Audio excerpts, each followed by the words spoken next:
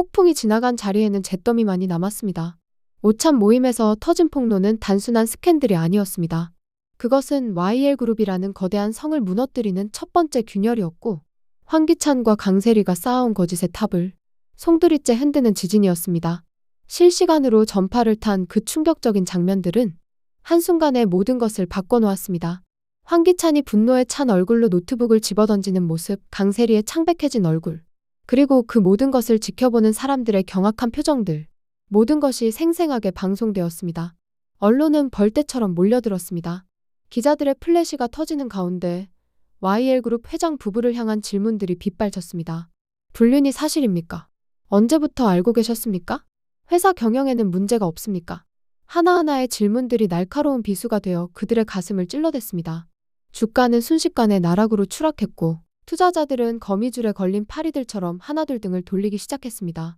한때 재벌가의 상징이었던 YL그룹은 하루아침에 추문의 온상이 되어버렸습니다. 하지만 이것은 시작에 불과했습니다. 강재인의 복수는 이제 막 칼날을 드러내기 시작했을 뿐입니다. 33회에서 그녀가 던진 한마디는 선전포고나 다름없었습니다. 기창과 세리가 벌을 받아야 도윤에게 제대로 용서를 빌 수 있을 것 같다. 는 그 말, 잘못된 사실은 바로잡을 것. 이라는 당찬 선언 속에는 더 큰 폭풍이 예고되어 있었습니다. 그녀의 눈빛에는 더 이상 망설임이 없었습니다. 한때 순진했던 재벌가의 딸은 죽었고, 이제 그 자리에는 냉철한 복수의 여신이 서 있었습니다. 한편 강미란의 배신은 제인에게 가장 깊은 상처를 남겼습니다. 가족이라 믿었던 고모가 적의 편에 서는 순간 제인의 마음속 마지막 안식처마저 무너져 내렸습니다. 언론에 공개된 사진들 속 강미란의 모습은 충격적이었습니다. 황기찬 부부와 단란하게 웃고 있는 그녀의 모습은 마치 처음부터 한편이었다는 듯 자연스러웠습니다. 이젠 내가 용서 못해요. 라는 제인의 마지막 대사는 단순한 분노가 아니었습니다. 그것은 더 이상 물러설 곳이 없는 여자의 마지막 선언이었고, 동시에 새로운 전쟁의 시작을 알리는 나팔소리였습니다. 그리고 34회 더욱 치열한 전쟁이 시작됩니다. 노숙자는 여전히 핑크빛 미래를 꿈꾸며 외모 관리에 여념이 없었습니다. 3억짜리 그림을 사려는 그녀에게 최자영은 비아냥거렸습니다. 진품은 50억이라며 아는 것도 없으면서 우쭐거린다는 말과 함께, 하지만 노숙자는 꿈을 포기하지 않았습니다. 아들 황기만이 달려와서 큰일이 났다고 호들갑을 떨 때까지는 황기만은 절박했습니다. 도민준을 만나 남은 돈이 있으면 투자할 수 있게 맡기라는 말도 안 되는 제안을 했습니다. 그의 머릿속에는 오직 돈을 벌어야 한다는 생각뿐이었습니다. 도유경은 그런 남편이 원망스러웠습니다. 눈치 없는 남편 때문에 결국 부부 싸움으로 번졌고, 노숙자는 여전히 아들을 감싸기만 했습니다. 한편 차라리 고모한테 가서 빌어 최자영은 강미란에게 빌고 새 출발하라고 했지만 강재인의 대답은 달랐습니다. 강승우에게 진심 어린 사과를 하라는 것이었습니다. 최자영은 화를 내며 앞으로 강승우를 절대 볼 일 없다고 단호하게 말합니다. 갤러리에서는 코믹한 장면이 펼쳐졌습니다. 노숙자와 최자영이 맞닥뜨린 순간 두 사람은 서로의 머리채를 잡은 채 몸싸움을 벌였습니다. 우아해야 할 갤러리 공간에서 벌어진 이 어처구니 없는 광경은 보는 이들의 웃음을 자아냈습니다. 황기찬은 위기를 감지했습니다. 김도희의 유가족들이 진실을 파헤치려 한다는 것을 안 순간 그의 얼굴에는 차가운 살기가 돌았습니다. 지금까지 그는 교묘한 조작과 은밀한 거래로 모든 것을 덮어왔습니다. 돈과 권력으로 입막음을 해왔고 불리한 증거들은 모두 사라지게 만들었습니다. 하지만 이번에는 다릅니다. 상대방들이 그의 숨통을 조여오고 있습니다. 김도희의 죽음에 대한 진실이 밝혀지면 그동안 그가 쌓아온 모든 것이 무너질 수 있습니다. 과연 황기찬은 어떤 조치를 취할까요? 그의 손에 피가 묻는 것을 두려워하지 않는 남자라면 이번에도 그 선택을 주저하지 않을 것입니다. 김도희를 죽음으로 몰고 간 그가 이번에는 누구를 겨냥할까요? 김도희의 유가족들이 위험에 처할까요?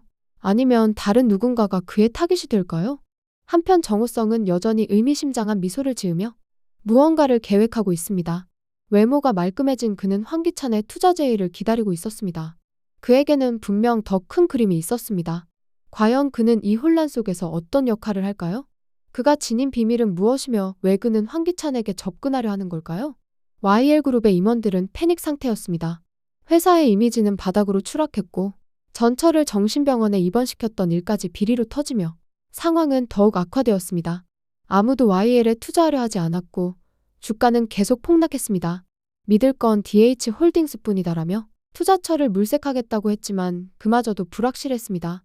강세리는 최후의 수단을 꺼내들었습니다. 빼앗긴 본명 강재인을 사용하겠다는 무리수를 두려고 했습니다. 하지만 강미라는 이를 극구 만류했습니다. 그녀도 알고 있었습니다. 지금 그 이름을 사용하는 것이 얼마나 위험한 일인지를.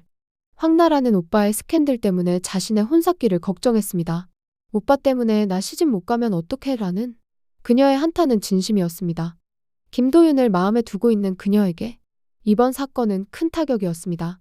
강미라는 회장실에 난입해 쑥대밭을 만든 최자영을 처리하고 회사가 처한 상황을 수습할 구원투수가 되려 했습니다.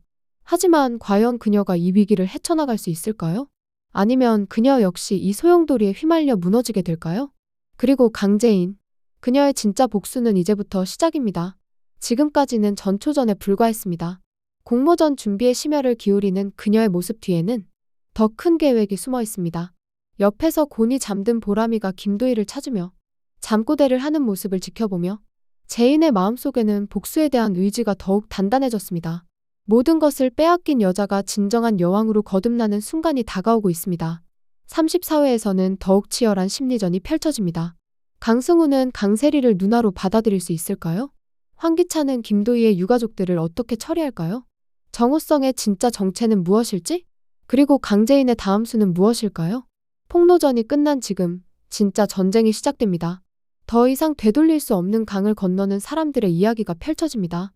누군가는 살아남을 것이고 누군가는 영원히 나락으로 떨어질 것입니다. 가족의 정이니 혈육의 사랑이니 하는 것들이 모두 무너진 이 지옥 같은 현실에서 과연 누가 진정한 승자가 될까요? 진실이 빛을 보는 순간 과연 누가 마지막까지 서 있을 것인지 여왕의 집 34회에서 그 답을 확인할 수 있을 것입니다. 다음 회가 궁금하시면 구독, 좋아요 부탁드립니다. 감사합니다.